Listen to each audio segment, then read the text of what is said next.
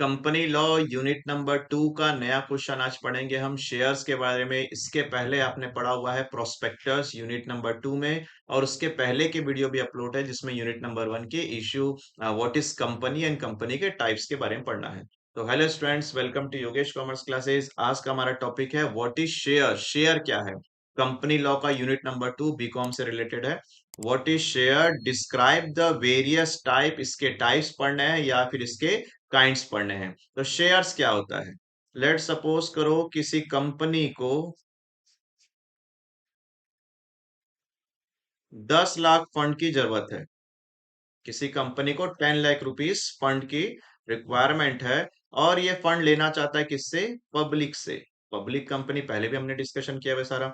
तो किसी कंपनी को 10 लाख रुपए फंड की रिक्वायरमेंट है और वो पब्लिक को अप्रोच करना चाहता है, बट पब्लिक में से एक आदमी पूरा 10 लाख नहीं देगा। पब्लिक में से किसी एक पर्सन को बोलेगा कि आप मेरे कैपिटल का एक छोटा सा टुकड़ा खरीद लो, जिसका प्राइस कितना रुपए है? 100 रुपीज है। कंपनी पब्लिक को बोलेगा कि क्या आप मेरे कैपिटल का एक छोटा सा टुकड़ा शेयर करना चाहते हैं? क्या आप मेरे कंपनी के कैपिटल का छोटा सा टुकड़ा आपस में शेयर करना चाहते हैं? एक टुकड़ा आप शेयर करना चाहते हैं और उस टुकड़े का प्राइस कितना है? 100। तो आप मुझे 100 रुपए दे दो, मैं आपको 100 रुपए का एक शेयर दे दूंगा। तो शेयर का मतलब होता है कैपिटल का एक छोटा सा टुकड़ा, unit of a capital. Capital का एक छोटा सा टुकड़ा। जैसे यहां पर मैंने बनाया हुआ है, ये पूरा का पूरा कैपिटल है।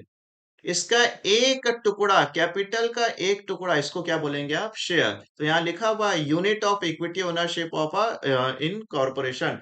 कैपिटल का एक छोटा सा पार्ट को क्या बोलेंगे? शेयर्स। अगर शेयर्स के प्रैक्टिकल होंगे तो बहुत ज्यादा डिटेल में जाऊंगा, बट अभी मैं इंट्रो लेकर फटाक से आगे बढ़ूंगा क्योंकि बहुत सारे टॉपिक है।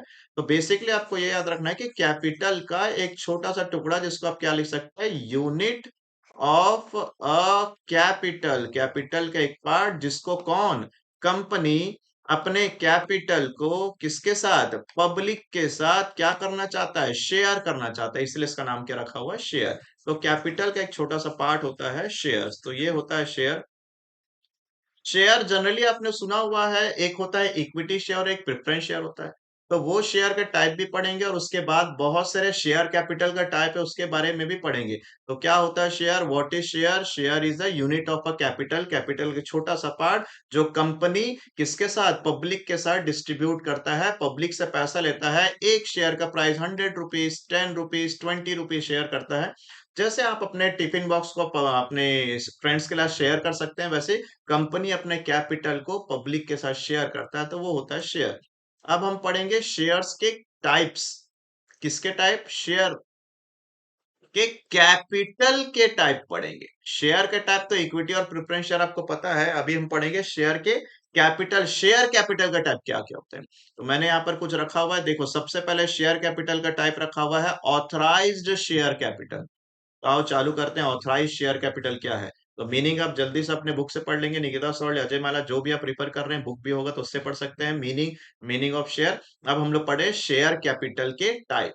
सुनना, जब कंपनी रजिस्टर होती है तो रजिस्ट्रेशन के टाइम में एक डॉक्यूमेंट सबमिट करना बहुत जरूरी है। अगर आपने मेमोरेंडम ऑफ एसोसिएशन की थ्योरी पढ़ी है, नहीं पढ़ी है तो आप पहले मेमोरेंडम ऑफ एसोसिएशन की थ्योरी भी पढ़ें। यूनिट नंबर 2 में है ये भी। तो जब कंपनी अपना रजिस्ट्रेशन कराता है तो उसको एक डॉक्यूमेंट जमा करना पड़ता है, MOA, charter of the company, memorandum of association. इस एसोसिएशन में आपने कुछ क्लॉज पढ़े हैं। इस क्लॉज में एक क्लॉज होता है कैपिटल क्लॉज। कैपिटल क्लॉज क्या कहता है कि जितना भी आपके कंपनी में आप फंड इंट्रोड्यूस करना चाहते हैं, जितना भी आप कैपिटल अपने कंपनी में लगाना चाहते हैं, उस कैपिटल का मैक्सिमम लिमिट एमओए में पुट कर दो। मैक्सिमम लिमिट, जैसे आपको 50 लाख की जरूरत है, आप यहां पर 1 करोड़ लिख लो। अगर आप मेमोरेंडम ऑफ एसोसिएशन पढ़े तो आपको तुरंत याद आ जाएगा कि वहां पर मैंने कैपिटल क्लॉज डिस्कशन किया हुआ है, उसी समय ये टॉपिक भी आया था, ऑथराइज्ड कैपिटल।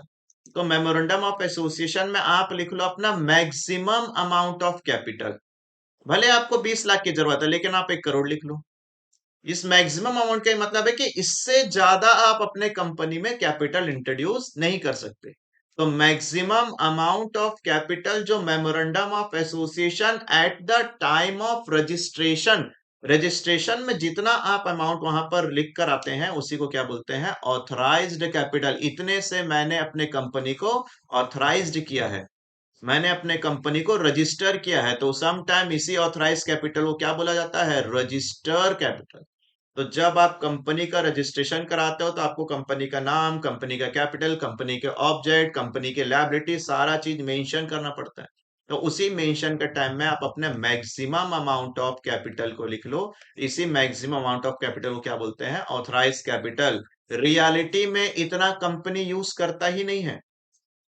अधिकतर जब आप शेयर्स के क्वेश्चन, प्रैक्टिकल क्वेश्चन बनाते हो तो ऑथराइज कैपिटल को सर कट कर देते हैं, इसको पढ़ने की जरूरत नहीं, क्योंकि ये तो मैक्सिमम अमाउंट लिखा हुआ है। फॉर एग्जाम्पल से हम स्टार्ट करते हैं। मैंने 10 लाख से अपने कंपनी को रजिस्टर्ड किया है। कितने लाख से, 10 लाख से मैंने अपनी कंपनी को रजिस्टर किया है, मेमोरेंडम ऑफ एसोसिएशन लिख दिया है। तो मैंने पब्लिक को ये दिया नहीं है, मैं अपना मैक्सिमम लिमिट लिख के रखा हूं। अब 10 लाख शेयर में से मैं सिर्फ और सिर्फ 5 लाख शेयर पब्लिक को इशू कर रहा हूं, कि पब्लिक आओ मेरे कंपनी में पैसा लगाओ। इसको बोलेंगे issued capital, out of registered capital, out of authorised capital. उस मैक्सिमम अमाउंट में से, मैक्सिमम शेयर में से कुछ शेयर आप पब्लिक में इशू करेंगे।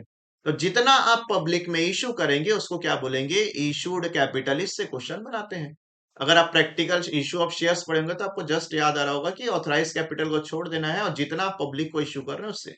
तो कंपनी ने रजिस्टर किया 10 लाख शेयर से, इसमें से कितना, 5 लाख शेयर पब्लिक को बेचेगा, पब्लिक को इशू करने के लिए इंटरेस्टेड है थ्रू प्रोस्पेक्टर्स। प्रोस्पेक्टर्स में लिखेगा कि देखो हमारे 10 लाख शेयर्स हैं, हम 5 लाख शेयर्स इशू करना चाहते हैं, किसको, पब्लिक को। तो जितना कंपनी पब्लिक को इशू करने के लिए रेडी है इसको बोलते हैं इशूड कैपिटल। जितना कंपनी ने मैक्सिमम अमाउंट रजिस्टर किया है उसको क्या बोलते हैं, ऑथराइज्ड कैपिटल। इसके बाद अगला लाइन क्या है, इसके बाद अगला लाइन है ये सब्सक्राइब्ड कैपिटल। ठीक है, आपने रजिस्टर कितना किया था, एक सेकेंड, आपने रजिस्टर किया था 10 लाख से। ठीक, 10 लाख को आपने क्या नाम लिख दिया, रजिस्टर्ड कैपिटल। इसमें से 5 लाख आप पब्लिक को क्या कर रहे हैं, इशू कर रहे हैं। तो ये बन गया तुम्हारा कौन सा, इशूड कैपिटल। ये बन गया नंबर 2, इशूड कैपिटल। अब तुम 5 लाख इशू करना चाहते हो, पब्लिक कितना खरीदना चाहता है ये थोड़ी ना पता। आप तो शेयर इशू करना चाहते हो, 5 लाख शेयर इशू करना चाहते हैं पब्लिक को। पब्लिक ने अप्लाई कर दिया 6 लाख शेयर्स के लिए, कि हमको 6 लाख शेयर कर दो, फॉर्म भरना पड़ता है, अप्लाई कर दिया तो 6 लाख शेयर्स के लिए अप्लाई आ गया। तो जितना पब्लिक से फॉर्म आता है, जितना पब्लिक से एप्लीकेशन फॉर्म आता है, इसको बोला जाता है सब्सक्राइब्ड कैपिटल। ज्यादा भी हो सकता है, कम भी हो सकता है। ओवर सब्सक्राइब, अंडर सब्सक्राइब आपने चैप्टर पढ़ा होगा, टॉपिक पढ़ा होगा। तो जितना पब्लिक को इशू करना चाहते हैं उसको क्या बोलते हैं, इशूड कैपिटल। और जितना पब्लिक ने अप्लाई कर दिया, एप्लीकेशन फॉर्म के थ्रू अप्लाई कर दिया, इसको क्या बोलेंगे, सब्सक्राइब्ड कैपिटल। एक बार शुरू से पढ़ते हैं। जितना कंपनी एमओए में रजिस्ट्रेशन के टाइम में जितना भी लिखती है उसको क्या बोलते हैं, रजिस्टर्ड कैपिटल। जितना आउट ऑफ रजिस्टर में से जितना पब्लिक को इशू करना चाह रही है उसको क्या बोलेंगे, इशूड कैपिटल। जितना पब्लिक से फॉर्म आएगा, एप्लीकेशन फॉर्म आएगा, उसको क्या बोलेंगे आप लोग, सब्सक्राइब्ड कैपिटल। ठीक है, तो 6 लाख फॉर्म आ गया आपके पास, इसको क्या बोलेंगे, सब्सक्राइब। बोलते हैं ना सब्सक्राइब कर दो, जितना सब्सक्राइब आया पब्लिक का वो आ गया आपका सब्सक्राइब कैपिटल। एंड आप क्या करोगे इसके बाद, आप तो बेचना चाह रहे थे कितना, 5 लाख। फॉर्म कितना आ गया, 6 लाख। तो आप 6 लाख थोड़ी ना बांट दोगे, आपके पास तो कितना है, 5 ही लाख इश्यू करना चाहते हैं। तो आप जितने लोगों को बुलाओगे कि आओ, 6 लाख जिन्होंने फॉर्म भरा है, 6 लाख सबको नहीं बुलाओगे, कुछ ही लोगों को बुलाओगे। कुछ लोग को आप बुलाओगे कि शेयर ले जाओ, उसको बोलेंगे कॉल्ड अप कैपिटल। क्या बोलेंगे उसको, कॉल्ड अप कैपिटल। जितने को आप बुलाओगे, जितने का आप एप्लीकेशन एक्सेप्ट करोगे। फॉर्म तो 6 लाख आ गया, लेकिन आप तो 5 लाख एक्सेप्ट करोगे क्योंकि तुमको 5 लाख इशू करना है। तो फॉर्म 6 लाख आ गया तो कुछ फॉर्म को आप रिजेक्ट कर दोगे, कुछ का प्रोपोर्शनेट दोगे। तो जितने को आप बुलाओगे कि आओ, अलॉटमेंट होगा, आपको शेयर दिया जाएगा, तो उसको क्या बोला जाता है, कॉल्ड अप कैपिटल। जो यहाँ नहीं लिखा हुआ है, तो नंबर 4 आपका कॉल्ड अप कैपिटल। जितना फॉर्म आ गया, 6 लाख आ गया, वो तो ज्यादा शेयर आ गया। आपको कितना इश्यू करना है? सिर्फ 5 लाख इश्यू करना है। तो कुछ आप रिजेक्ट करोगे, कुछ प्रोपोर्शनेट अलॉटमेंट करोगे। तो जितने लोगों को आप शेयर्स अलॉट करोगे, जिनको आप मैसेज करोगे, जिनको आप मेल करोगे, जिनको आप बुलाओगे कि अलॉटमेंट हो रहा है, उसको क्या बोलेंगे? Called up capital. कि आओ अपना 100 रुपीज, 10 रुपीज ईच के हिसाब से पेमेंट कर दो। और जब पब्लिक पैसा दे देगा तो उसको क्या बोलेंगे? Paid up capital. जितना पैसा पब्लिक देगा उसको क्या बोलेंगे? Paid up. तो यहाँ पर एक पॉइंट मिसिंग है, मैं यहाँ पर ऐड कर देता हूँ। कौन सा? Called up capital. कई बार कॉल्ड अप और पेड अप लगभग सेम ही होता है। तो टोटल कितने हो गए यहाँ पर? पांच पांच। एक और ऐड करूंगा, पहले इनको रिवीजन कर ले। जितना आप रजिस्ट्रेशन पुट करोगे उसको क्या बोलेंगे आप? Registered capital. जितना आप पब्लिक को इशू करेंगे कि इतना शेयर में इशू करना चाहता हूं, उसको क्या बोलेंगे? Issued capital. जितना पब्लिक ने अप्लाई किया उसको क्या बोलेंगे? Subscribed capital. उसमें से आप कुछ को रिजेक्ट कर दोगे, जितने को आप मैसेज ईमेल करके बुलाओगे कि शेयर का अलॉटमेंट हो रहा है, जिनको आप कॉल कर रहे हो उनको क्या बोलेंगे? Called up capital. फिर अब जिनसे कॉल किया वो आएगा और पैसा देगा, जितना पैसा देगा उसको क्या बोलेंगे? Paid up capital. कई बार ना कंपनी क्या करता है, सबसे पैसा नहीं मांगता, कुछ पैसे को रोक लेता है at the time of winding up. जब कंपनी बंद होगी तब पैसा मांगेंगे, तो उसको क्या बोलते हैं? अनकॉल्ड। अनकॉल्ड कैपिटल भी बोलते हैं। सम टाइम इसी को बोलते हैं रिजर्व कैपिटल। तो आप अपने बुक में पढ़ोगे तो शायद ये टॉपिक होगा तो वही मिल जाएगा। तो देखो, 5 लाख शेयर से जो आप एक्चुअल में इशू करना चाहते थे, इनमें से 6 लाखों का फॉर्म आ गया, तो 1 लाख सपोज करो आपने रिजेक्ट कर दिया था। 5 लाख, 5 लाख में से आप सिर्फ 4 लाख लोगों से पैसा मांग रहे हो। तो जितने लोगों से तुम पैसा मांग रहे हो क्या बन गया? Called up. 1 लाख शेयर्स को आपने पेंडिंग में रखा हुआ है, बोला कि अभी आप शेयर ले जाओ लेकिन पैसा भी नहीं देना। या पूरा 100 रुपीज में से आप सिर्फ और सिर्फ कितना मांगे? 5 रुपए मांगे, 5 रुपए भी मांग ही नहीं रहे। तो जितना पैसा तुम नहीं मांग रहे हो, जितना पैसा तुम मांग लिए, वो क्या बन जाएगा? Called up. और जितना पैसा तुम नहीं मांग रहे हो, फ्यूचर के लिए बचा के रखे, उसको रिजर्व कैपिटल बोलते हैं। अनकॉल्ड कैपिटल या फिर क्या बोल सकते हैं? रिजर्व। तो ये जो टॉपिक अभी हम पढ़े हैं इसका नाम है शेयर के टाइप्स, नहीं, शेयर कैपिटल के टाइप्स है। कैपिटल के टाइप्स पढ़े हो, शेयर कैपिटल के टाइप। पहला होता है आपका कौन सा? Registered capital. दूसरा होता है आपका कौन सा? Issued capital. थर्ड होता है कौन सा? Subscribed capital. नंबर 4 है आपका कौन सा? पैसा मांगेंगे, कॉल्ड अप कैपिटल। नंबर 5 होता है जितना पैसा पब्लिक दे देगी उसको क्या बोलेंगे? Paid up capital. और जो आपने फ्यूचर के लिए रखा हुआ है, रिजर्व कैपिटल। जितना पैसा नहीं मांगते उसको क्या बोलते हैं? Reserve capital. तो ये शेयर कैपिटल टाइप है। फटाफट डेफिनेशन वाइज देखोगे तो इजी से दिया हुआ है।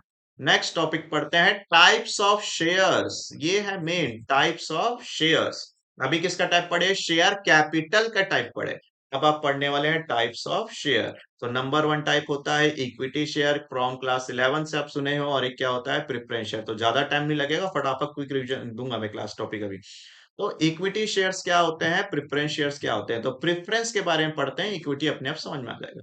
एक ऐसा शेयर होल्डर जिनको प्रिफरेंशियली राइट्स है, जिनको पहले अधिकार है। किस चीज का पहला अधिकार है?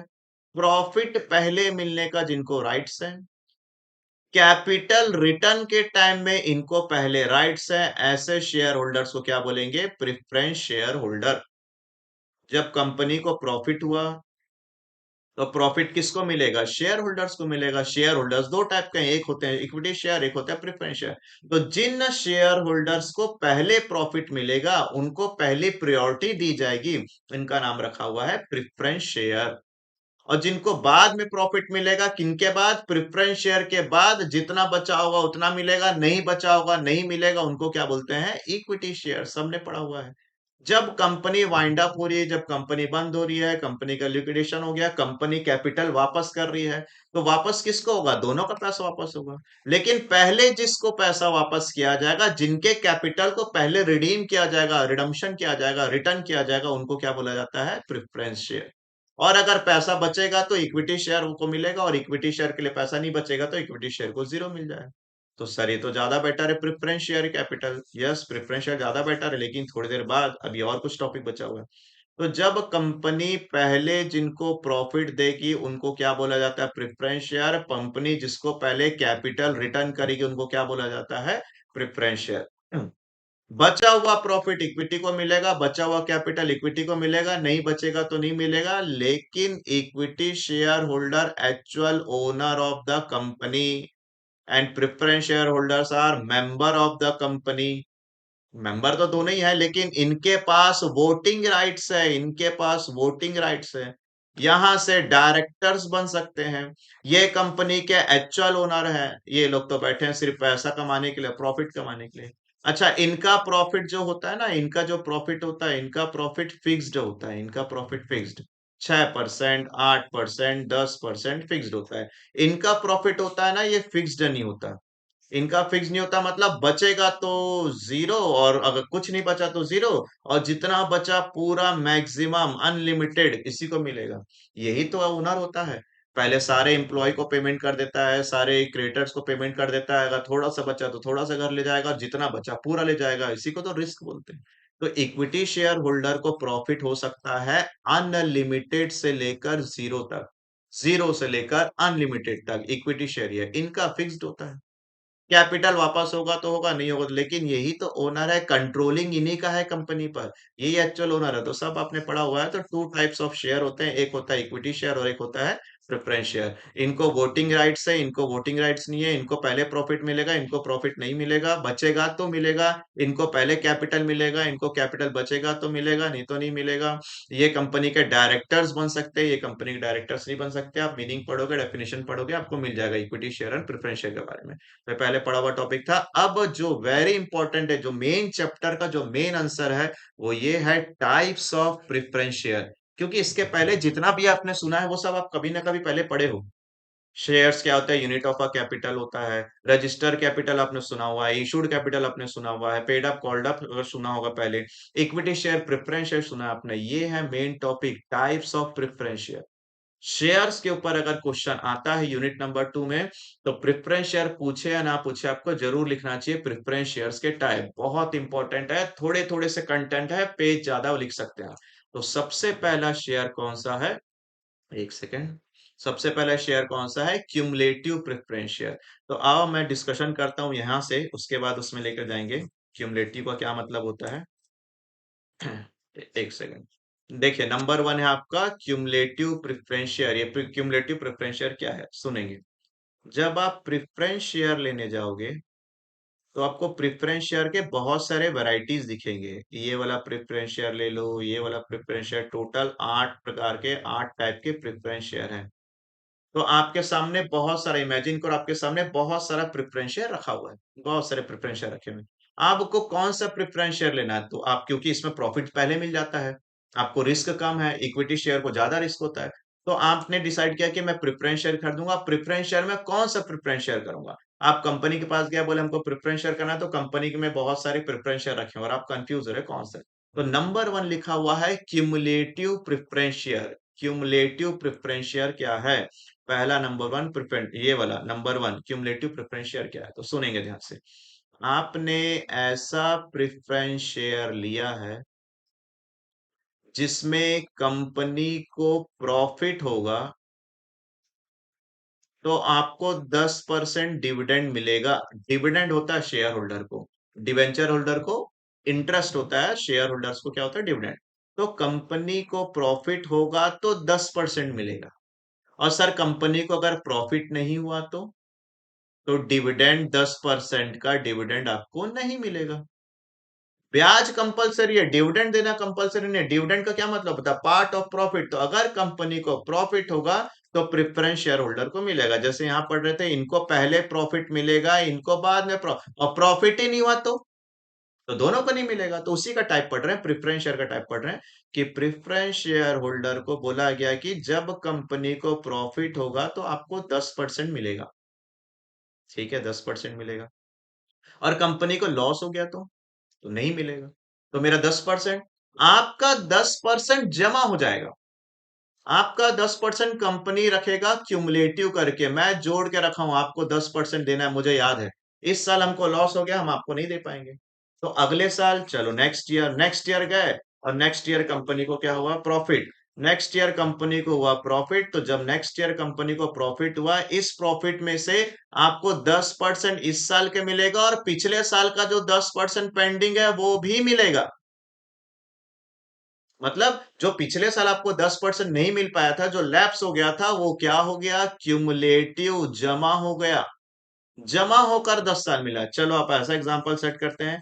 कंपनी को 2020 में लॉस हो गया, आपका 10% नहीं मिला। कंपनी को 2021 में भी लॉस हो गया, आपका 10% अभी भी नहीं मिला। लेकिन आपका लैप्स नहीं हुआ, आपका 10% बचा हुआ है, कंपनी जोड़ रहा है। कम 2022 में कंपनी को प्रॉफिट हुआ, तो बोलो कितना परसेंट मिलेगा? यहाँ का 10, पुराना 10 और एक पुराना 10, तो टोटल आपको कितना परसेंट मिल जाएगा? 30% मिल जाएगा। इसको बोलते हैं क्यूमुलेटिव प्रेफरेंस शेयर। तो सर बड़ा अच्छा है शेयर, क्यूमुलेटिव प्रेफरेंस शेयर लेंगे, बिल्कुल।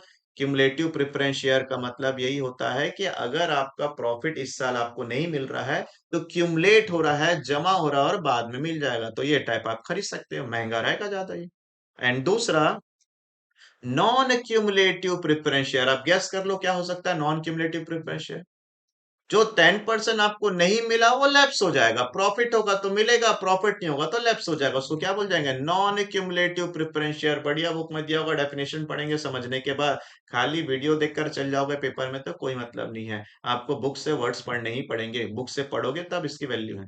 तो अगर आपका क्यों प्रॉफिट जो नहीं मिल रहा है वो क्यूमुलेट होते जा रहा है, क्यूमुलेट होते जा रहा है, तो उसको क्या बोलेंगे? क्यूमुलेटिव। और अगर आपका प्रॉफिट क्यूमुलेट नहीं हो रहा है, मिला तो ठीक, नहीं मिला तो लैप्स हो गया, उसको क्या बोलेंगे? Non cumulative.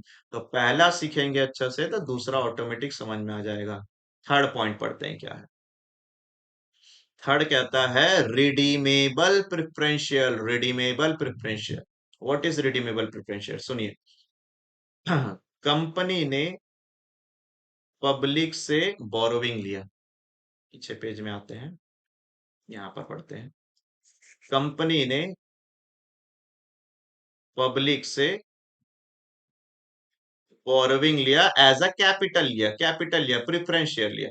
तो इमेजिन करो कि आप इस पब्लिक में हो और आपने इस कंपनी में 2 लाख रुपए इन्वेस्ट किया। कैसे इन्वेस्ट किया? As a share.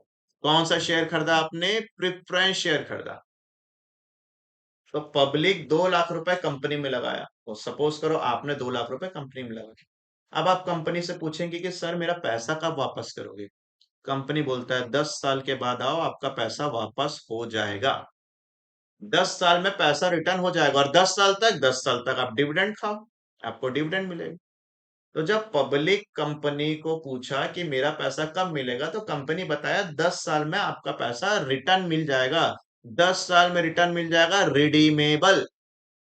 जब आप कंपनी के पास शेयर खरीदे, पैसा लगाए 20 लाख रुपए, 2 लाख रुपए, सॉरी 2 लाख रुपए पैसा लगाए, और आप पूछे सर मेरा पैसा कब मिलेगा, कंपनी बोलता कोई गारंटी नहीं, मिलेगा नहीं मिलेगा, जब मेरा बिजनेस बंद होगा तब दूंगा। मतलब आप बोले बिजनेस बंद नहीं होगा तो नहीं मिलेगा, बोला नहीं मिलेगा, जब बिजनेस बंद होगा तब मिलेगा, बिजनेस बंद नहीं होगा तो नहीं मिलेगा। इसको बोलते हैं इररिडेमेबल। कहने का ये मतलब है कि जब कंपनी का लाइफ चल रहा है, कंपनी की जो लाइफ है, लाइफ के बीच में अगर पैसा मिल जाता है तो वो क्या है? रिडीमेबल। जब लाइफ खत्म होगी तब पैसा मिलेगा, लाइफ तो इन्फिनिटी होती है। नहीं मिलेगा पैसा, नहीं मिलेगा, तो उसको क्या बोलेंगे? इररिडेमेबल। तो during the life of the company, company के ड्यूरिंग लाइफ के बीच में 10 साल, 15 साल, 20 साल में आपको प्रॉमिस मिल गया है कि आपका पैसा कुछ सालों के बाद मिल जाएगा, तो उसको क्या बोलेंगे? रिडीमेबल। और वहीं अगर आपका पैसा कंपनी के लाइफ के दौरान नहीं मिलने वाला, जब कंपनी बंद होगी, वाइंड अप होगी, तब पैसा मिलेगा, नहीं मिलने वाला लाइफ के बीच में, उसको क्या बोलेंगे? इररिडेमेबल। तो फिर सर ये बेटर है तो ये महंगा होगा, ये बेटर नहीं है तो ये सस्ता होगा। तो कंपनी का प्रेफरेंस शेयर के दो, पहला हो गया आपको कौन सा? क्यूमुलेटिव। दूसरा उसी से बना हुआ है नॉन क्यूमुलेटिव, जस्ट अपोजिट। एक होता है रिडीमेबल, लाइफ में पैसा मिल जाएगा, 5-10 साल में मिल जाएगा, उसको रिडीमेबल, नहीं मिलेगा तो क्या बोलेंगे? इररिडीमेबल। अब आता है मोस्ट इंपॉर्टेंट टॉपिक, कौन सा? Participating preference share. पार्टिसिपेटिंग, मैं ये समझाऊंगा, आप ये समझ जाओगे। पार्टिसिपेटिंग, और पार्टिसिपेटिंग के बारे में पढ़ते हैं क्या है। देखिए पार्टिसिपेटिंग क्या है। बोलो अगर कंपनी को प्रॉफिट हुआ, तो इस प्रॉफिट में से पहले किसको देंगे पैसा? प्रेफरेंस शेयर को। ठीक है, तो इसके ऊपर एग्जांपल बनाते हैं, उसके बाद किसको देंगे? इक्विटी शेयर को। तो इसके ऊपर एक एग्जांपल बनाते हैं हम लोग। कंपनी को प्रेफरेंस शेयर को प्रॉमिस किए थे, एक सेकेंड, पहले हम एक एग्जांपल बनाते हैं। प्रेफरेंस कैपिटल है कितने का? आपने 1 लाख रुपए इन्वेस्ट किया है प्रेफरेंस कैपिटल, और आपको मिलेगा कितना परसेंट? अरे, आपको मिलेगा 10%। एक सेकंड यार, यहाँ लिखते हैं। यहाँ मिलेगा आपको कितना परसेंट? 10% का डिविडेंड मिलेगा। 1 लाख का 10%, जितना आप लगाए हो उसका 10%, मतलब आपको कितना मिल जाएगा? 10,000 रुपए का है डिविडेंड मिलेगा। तो यहाँ पर मैं लिख देता हूँ, प्रेफरेंस कैपिटल आपने लगा, आप एग्जाम इमेजिन करो कि आपने 1 लाख रुपए लगा और आपको 10% मिलेगा, तो आपको डिविडेंड मिलेगा 10,000 रुपए। ठीक। अब कंपनी को हुआ प्रॉफिट, कंपनी को प्रॉफिट हुआ इतना, 10 लाख प्रॉफिट हुआ कंपनी। सबसे पहले किसको मिलेगा? Preference share. आप लाइन में लगाओ, आपको मिल जाएगा, तो सबसे पहले आपको इसमें से बांट दिया जाएगा। तो इसमें से आपको दिया कि लो अपना 10,000 रुपए का डिविडेंड। अब बचा कितना? पूरा का पूरा 10 लाख में से 10 लाख, 10,000 चले गया तो 9,90,000। ये किसके लिए बच गया? इक्विटी के लिए बच गया। और आपको लग रहा है बहुत बुरा। आप तो ये सोचे थे कि पहले मेरे को पैसा मिलेगा, तो आपको सिर्फ इतना सा मिला, 10,000 रुपए। और पूरा का पूरा 9,90,000 किसको मिल गया? इक्विटी शेयर होल्डर्स को मिल गया। तब आपको लगा बुरा कि काश में क्या खरीदा होता, प्रेफरेंस के जगह पर इक्विटी खरीदा होता तो मुझे ज्यादा प्रॉफिट मिलता। क्या होता है जब किसी को ज्यादा मिलता है तो तब बुरा लगता है, तो तब आप डिसाइड करें कि काश में इक्विटी खरीदा। तो अगर आपने ये वाला शेयर खरीदा होता, कौन सा? पार्टिसिपेटिंग। तो पार्टिसिपेटिंग क्या कहता है, सुनेंगे ध्यान से। पार्टिसिपेटिंग ये कहता है कि जितना भी कंपनी को प्रॉफिट हुआ, इसमें से पहले तो आपको मिल जाएगा, प्रेफरेंस डिविडेंड को मिल जाएगा। उसके बाद अगर ओवर सरप्लस बचा हुआ है, इसमें से इक्विटी को दे दो। इक्विटी का भी एक रेंज होता है, सेट करके रखे होंगे, इक्विटी को इतना पैसा बांटना है। मान लो इक्विटी को हमने कितना दे दिया, 5 लाख रुपए इक्विटी को दे दिया। इक्विटी को देने के बाद भी अगर आपके पास सरप्लस बचा हुआ है, इक्विटी को देने के बाद भी अगर आपके पास सरप्लस बचा हुआ, तो इस सरप्लस में तुम, मतलब प्रेफरेंस शेयर, दोबारा पार्टिसिपेट कर सकते हो। क्या बोला? पहले प्रॉफिट में से प्रेफरेंस शेयर होल्डर को दे दो, फिर उसके बाद इक्विटी शेयर होल्डर को दे दो, और अगर कोई सरप्लस बचा होगा तो इसमें तुम दोबारा पार्टिसिपेट करोगे, तो इसमें से फिर तुमको दोबारा मिलेगा 10,000। और अब की बार हो सकता है 10,000 के जगह पर कुछ परसेंट डिसाइड किया गया होगा सरप्लस में। आपको हल्का सा याद आ रहा होगा, वैल्यूएशन ऑफ शेयर चैप्टर में हमने ऐसे पढ़ा हुआ है। बचा हुआ का 20%, बचा हुआ का 1/3, बचा हुआ का 10%, ऐसा क्वेश्चन है प्रैक्टिकल में, कॉर्पोरेट अकाउंट। तो बचे हुए का आपको फिर से मिलेगा, तो अगर बचे हुए पर तुम दोबारा आ सकते हो, तो तुम दोबारा क्या कर सकते हो? पार्टिसिपेट कर सकते हो। इसलिए इसका नाम क्या पड़ा हुआ है? Participating preference share. तो पहले प्रॉफिट में से प्रेफरेंस शेयर होल्डर को डिविडेंड दे दो, फिर इक्विटी शेयर होल्डर को दे दो, अगर उसके बाद सरप्लस बचता तो फिर से तुम जंप कर सकते हो, फिर से तुम पार्टिसिपेट कर सकते हो। इसलिए इसका नाम क्या पड़ा हुआ है? Participating preference share. और वहीं तुम दोबारा नहीं जा सकते, कि एक बार मिल गया, आप देखते रहो सामने वाले को, तो उसको क्या बोलेंगे? Non participating. आप नॉन पार्टिसिपेटिंग, पार्टिसिपेट नहीं कर सकते। तो जब तुम खरीद रहे हो ना प्रेफरेंस शेयर, तो केयरफुली आपको चेक करना पड़ेगा कि मैं कौन सा खरीद रहा हूँ, कि मेरा प्रॉफिट अगर लॉस ना हो जाए, जमा होते जाए, तो तुम क्यूमुलेटिव ले लो, थोड़ा सा महंगा रहेगा। अगर आप चाहते हो कि 10-15 साल में मेरा पैसा मिल जाए, तो आप रिडीमेबल ले लो। अगर आप चाहते हो कि कंपनी को ज्यादा प्रॉफिट होगा तो मैं वापस जाऊं फिर से पार्टिसिपेट करूं, तो आप पार्टिसिपेटिव ले लो, पार्टिसिपेटिंग ले लो। और ये सब नहीं लोगे तो नॉन नॉन लग जाएगा। एंड लास्ट है कन्वर्टेबल प्रेफरेंस शेयर। ऐसे प्रेफरेंस शेयर, सिंपल है, ऐसे प्रेफरेंस शेयर जिसको तुम किसमें? इक्विटी शेयर में कन्वर्ट करने का ऑप्शन दिया होगा। ऐसे प्रेफरेंस शेयर को जिसको किसमें? इक्विटी शेयर में आप कन्वर्ट कर सकते हो। प्रेफरेंस शेयर के ऊपर होता है इक्विटी शेयर, या actual owner of the company. आपको लग रहा है कि नहीं, मेरे को कम पैसा मिल रहा है, मेरे को मालिक बनना था, तो आपके प्रेफरेंस शेयर को ऑप्शन मिलेगा कुछ साल के बाद, कि आप चाहो तो ओनर बन सकते हो, आप चाहो तो इक्विटी ले सकते हो, जैसे कि आपको 10 साल का टाइम दिया गया था। कि 10 साल में आपका पैसा वापस हो जाएगा। तो आप 10 ईयर तक आपने डिविडेंड लिया, 10 साल के बाद आप गए कंपनी के पास, बोले सर मेरा पैसा वापस कर दो, रिडीमेबल कर दो, वापस कर दो, रिटर्न कर दो। तब कंपनी आपको ऑफर देगा। आप चाहो तो अपने किसको, प्रेफरेंस शेयर को किसमें, इक्विटी शेयर में कन्वर्ट कर सकते हो। आप एक्चुअल ओनर, डायरेक्टर बन सकते हो, वोटिंग पावर ले सकते हो। तो ऐसे प्रेफरेंस शेयर्स जिनको क्या मिला हुआ है, कन्वर्ट होने का ऑप्शन मिला हुआ, किसमें, प्रेफरेंस शेयर नीचे कन्वर्ट नहीं होगा, प्रेफरेंस शेयर ऊपर कन्वर्ट होगा। ऊपर कौन बैठा हुआ है, इक्विटी। फिर कौन बैठा हुआ, प्रेफरेंस, उसके नीचे बैठा हुआ डिवेंचर्स। तो अगर प्रेफरेंस को ऊपर ऊपर इक्विटी बनने का, कन्वर्ट होने का ऑप्शन मिलेगा, तो उसको क्या बोलेंगे, कन्वर्टेबल प्रेफरेंस शेयर। और वहीं अगर इक्विटी को कन्वर्ट होने, प्रेफरेंस को कन्वर्ट होने का ऑप्शन नहीं मिलेगा, तो उसको क्या बोलेंगे, नॉन कन्वर्टेबल प्रेफरेंस शेयर। एक बार जल्दी से क्विक करते हैं, अगर कंपनी को प्रॉफिट हुआ तो मिलेगा, नहीं हुआ तो लैप्स नहीं होगा, आपका जमा होते जाएगा, उसको क्या बोलना है, क्यूमुलेटिव। और जमा नहीं होगा तो नॉन क्यूमुलेटिव, उसे उल्टा लिख देना। दूसरा क्या है, रिडीमेबल। आपके प्रेफरेंस शेयर को ऑप्शन मिला है कि कंपनी के लाइफ के बीच में पैसा मिल जाएगा 10-15 साल के बाद, तो रिडीमेबल। और नहीं, जब तक कंपनी चलते रहेगी तुम्हारा पैसा नहीं मिलेगा, जब कंपनी बंद होगा भैया तब पैसा मिलेगा, दोस्तों क्या बोलेंगे, इररिडीमेबल। पार्टी, उसके बाद क्या, पार्टिसिपेटिव। पहले प्रॉफिट में से प्रेफरेंस शेयर कर दो, फिर इक्विटी शेयर कर दो, उसके बाद बचा हुआ का फिर मिलने का चांस है, फिर आप पार्टिसिपेट कर सकते हो प्रॉफिट में लेने के लिए, उसको बोलेंगे पार्टिसिपेटिव। लेकिन दोबारा तुम नहीं जा सकते, एक बार मिलेगा दोबारा आप जा ही नहीं सकते, तो उसको क्या बोलेंगे, नॉन पार्टिसिपेटिंग। आपके प्रेफरेंस शेयर को इक्विटी शेयर में कन्वर्ट होने का ऑप्शन मिला हुआ है, कि आप अपने इक्विटी प्रेफरेंस शेयर को इक्विटी में कन्वर्ट कर सकते हो, तो उसको क्या बोलना, कन्वर्टेबल। और अगर आप कन्वर्ट नहीं कर सकते तो क्या बोलेंगे उसको, नॉन कन्वर्टेबल। इसके बाद आपका अगला आंसर आता है, प्रेफरेंस शेयर और इक्विटी शेयर के बीच का डिफरेंस, जो आपने क्लास 11 से पढ़ा हुआ है, बड़ा सिंपल है। इसको वोटिंग राइट्स मिला है, इसको वोटिंग राइट्स नहीं मिला है।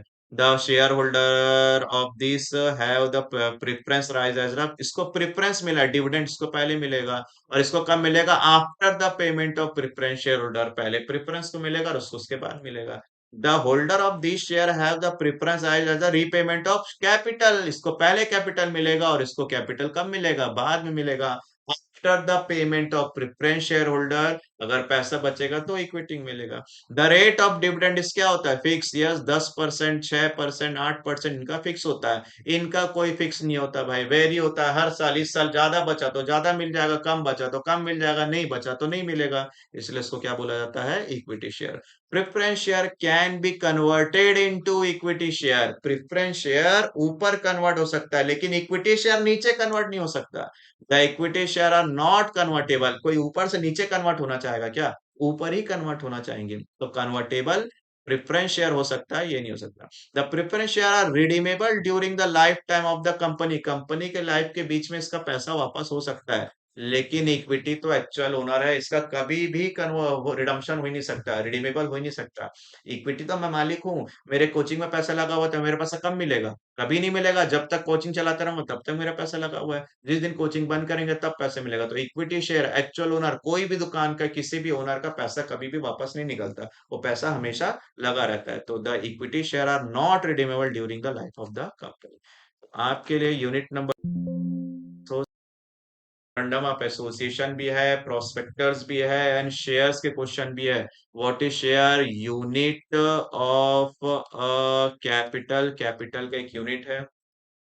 ये है आपका कैपिटल, उसका एक, ये कैपिटल उसका एक टुकड़ा निकालते हैं, तो ये यूनिट ऑफ कैपिटल, मीनिंग आप पढ़ेंगे। इसके बाद आपने पढ़ा शेयर कैपिटल के टाइप, शेयर कैपिटल के टाइप में क्या क्या होता है, रजिस्टर कैपिटल होता है, इश, ये हो गया ऑथराइज कैपिटल, ये हो गया इशूड कैपिटल, ये होता है सब्सक्राइब, यहाँ पर एक होता है कॉल्ड अप कैपिटल, और एक होता है पेड अप कैपिटल, और मैंने एक और बनाया रिजर्व कैपिटल भी एक होता है। इसके बारे में पढ़ा आपने। इसके बाद पढ़ा आपने क्या, types of share, two types of share, equity share and preference share. दोनों का मीनिंग, प्रेफरेंस शेयर क्या होते हैं, जिनको प्रेफरेंशियली राइट है to get dividend and to get capital, repayment of capital. Equity को कब मिलेगा, प्रेफरेंस शेयर होल्डर्स को देने के बाद जो बचेगा उसको किसको मिलेगा, इक्विटी को। फिर आपने वेरी इंपॉर्टेंट टॉपिक पढ़ा, जो इस चैप्टर का, इस वीडियो का मेन जो पर्पस था मेरा, वो यही था, टाइप ऑफ प्रेफरेंस शेयर। तो एक होता है क्यूमुलेटिव, एक होता है नॉन क्यूमुलेटिव, एक होता है रिडीमेबल, एक होता है नॉन रिडीमेबल, एक पार्टिसिपेटिव, पार्टिसिपेटिंग और एक नॉन पार्टिसिपेटिंग या पार्टिसिपेटिव एंड होता है कन्वर्टेबल, नॉन कन्वर्टेबल। इसके बाद लास्ट अब खत्म करेंगे इसको डिफरेंस बिटवीन। अगर 30 मिनट में आप इतना लिख सकते हो तो इतना सारा टॉपिक आप लिखें। अगर आप 30 मिनट्स में इतना नहीं लिख पा रहे हो तो कुछ टॉपिक आप डिलीट करेंगे, जैसे कि डिलीट करना मतलब आप टाइम, पहले तो टाइम मैनेज करना जरूरी है, उसके बाद जो भी आप कंटेंट पढ़े उसको शॉर्ट में खत्म करना और क्वेश्चन पढ़ लेना, क्वेश्चन पूछना क्या चाहता है। अगर क्वेश्चन में difference between equity and preferential नहीं पूछा तो आप डिफरेंस लिखना ही नहीं। 30 मिनट में उतना ही खत्म करना। हाँ, अगर आप 30 मिनट में आपके पास कंटेंट कम पड़ गया है, सॉरी, टाइम कम पड़ गया, कंटेंट बहुत सारा है, अब मैं क्या लिखूं सोच रहा था, आप ये सारा चीज लिख सकते हो। देखो ऐसा होता है पेपर में कि आपके पास टॉपिक आ नहीं रहा है और टाइम खाली बैठे हो, 30 मिनट है, आप 15 मिनट में लिखकर खाली बैठ गए, अब मैं क्या लिखूं, तो आप डिफरेंस वगैरह लिख दो। सारा चीज आप लिखते जाओ। तो पढ़ के ज्यादा जाओगे तो थोड़ा सा दिमाग में रहेगा, पढ़ के थोड़ा से जाओगे तो कुछ नहीं बचने वाला दिन। तो ये यूनिट को जल्दी से खत्म करें, अगला वीडियो में दूसरा टॉपिक के बारे में डिस्कशन करें।